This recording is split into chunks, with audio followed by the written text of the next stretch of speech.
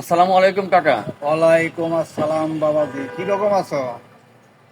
আলহামদুলিল্লাহ ভালো আছি, আপনি ভালো আছেন? আলহামদুলিল্লাহ, আল্লাহ জালে রাখে, হাজার শুক্রিয়া। কাকা কই যাচ্ছেন আপনি? একটু দোকানে যাইতেছি। বুঝলেন না?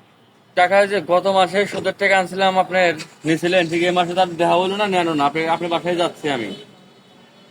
নাউজুবিল্লাহ নাউজুবিল্লাহ, রোজার মাসে কেউ সুদের টাকা দেয়? আমি রোজা রয়েছি, আমি সুদের টাকা এখন নিতে পারবো না। যদি সুদের টাকা তোমার দিতে হয়, তুমি ইফতারের পরে আছো, তুমি এখন যাও যাও। আমি রোজা রয়েছি, তোমার সাথে কথা বলতে পারবো না, তুমি এখন যাও যাও।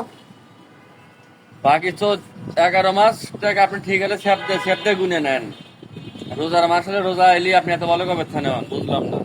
আল্লাহ তাআলা রোজার মাস তো পবিত্র মাস বলেছেন, এই জন্য রোজার মাসে কোনো কিছু করতে হয় না। যাও যাও যাও, তুমি যাও, তোমার সাথে এই ব্যাপারটা নিয়ে কথা বলতে চাই না, তুমি এখন যাও যাও।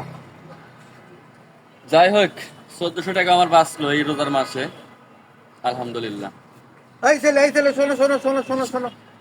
তুমি যখন টাকা নিয়ে এসো, আমি তো রোজা রয়েছে, হাত দিয়ে নিতে পারবো না। তুমি ওই তোমার হাত দিয়ে আমার পান্তার পকেটে ঢুকায় দাও। দাও দাও দাও দাও, হ্যাঁ। আপনি তো কাকা সুদ খন না, না, আমি সুদ করি না, আমি ভালো মানুষ। আপনি আমি যাই প্রফেশনাল এখন, সুদখোর, আমি যাই, আমি প্রফেশনাল সুদখোর। আমি এখন দোকানে যেতেছি।